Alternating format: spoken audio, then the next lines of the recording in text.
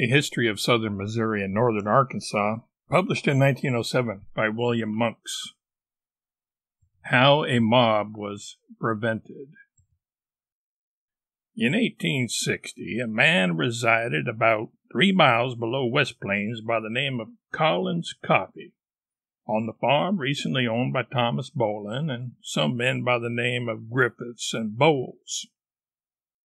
Some of them resided in West Plains, and some of them resided in Thomasville, Oregon County, and they and Coffee had fallen out with each other, and the enmity between them became very great. So the Griffiths, who lived at West Plains, went down to Thomasville, and they and the Bowles, with a few other friends, declared that they would come up to Coffee's and mob him. They went to work and made for themselves a uniform, procured a bugle, fife, and snare drum, procured a hack, made them a place for a candle, and aimed to come up in the night. Coffee owned considerable stock, among which was a bull about 4 years old. The range then was luxuriant, and there was a pond near the side of the road that led from Thomasville and West Plains, and the bull with other cattle had lain down on the edge of the road about 1 mile from Coffee's residence. They armed themselves, procured their musicians, got into their hack, drawn by 2 horses, and started off to the scene of action with a bright light, with a flag flying and the music playing.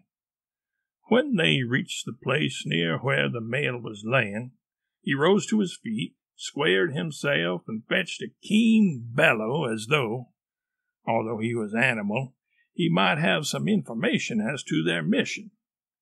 They paid no attention to the action of the bull, and on their driving within about 10 feet of him, he made a desperate lunge forward. They supposed that he intended to gore the horses, but missed his aim, struck the hack near the coupling, broke the coupling pole, and turned head over heels and fell right between the horses. The horses became frightened, made a desperate lunge to extricate themselves, and the bull at the same time was scuffling to extricate himself. Both horses fell. The bull and horses were all piled into a heap, grunting and scuffling. The occupants of the hack were all piled out in a heap almost in an instant, and before they could extricate themselves and get onto their feet, the bull had gotten up and was moving in the direction of his master's house, bellowing every step as if to say, "I dare you to come any further." As soon as the posse got to their feet, having prepared before they started with plenty of whiskey, and being pretty well filled at the time of the occurrence, Bowles got to his feet, drew his pistol, cocked it, and swore he could whip any bull he ever saw, especially a one-horned Coffee bull. The hack was almost demolished, and the occupants considerably bruised, both horses crippled, and after consultation they concluded that as the Coffee bull had proved so successful, they had better abandon their trip and retreat in good order to Thomasville, leaving their horses hitched by the roadside and the shattered hack piled up on one side of the road. The next morning they sent out a team and brought the horses and hack back to Thomasville, and they were wiser and perhaps better men, as they never again attempted to mob Coffee. The strange feature about this matter is that the bull was never known to be crossed before this occasion, when his master was to be mobbed.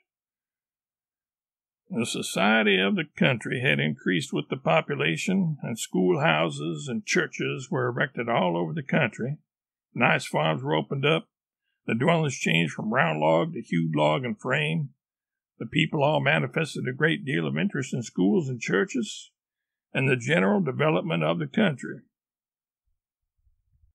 Religion and politics. The prominent religious denominations from 1849 to 1860 consisted chiefly of Methodists, Baptists, and the Christian order, but all appeared to recognize each other as Christians and would very often work together as they had in the early pioneer days.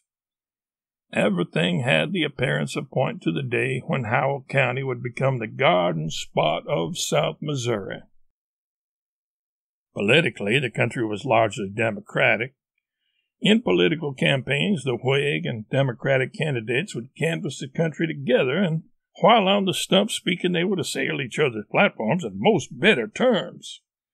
After the speaking was over, they would go to the same hotel or boarding house and laugh and talk together as though they belonged to the same political party. And after the election was over, the successful party would be recognized by the people as the officers of the whole people.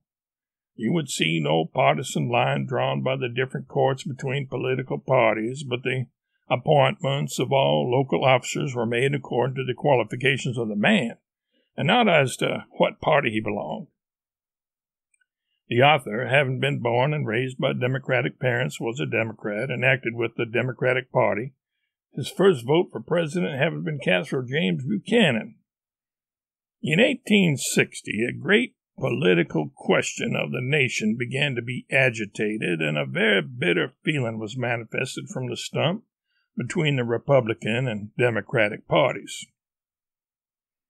After the Democratic Party divided and the Bolters nominated Breckinridge for president, the author took part in the canvass and was a strong advocate of Stephen A. Douglas, the regular nominee of the Democratic Party, and at the election cast his vote for Stephen A. Douglas for president.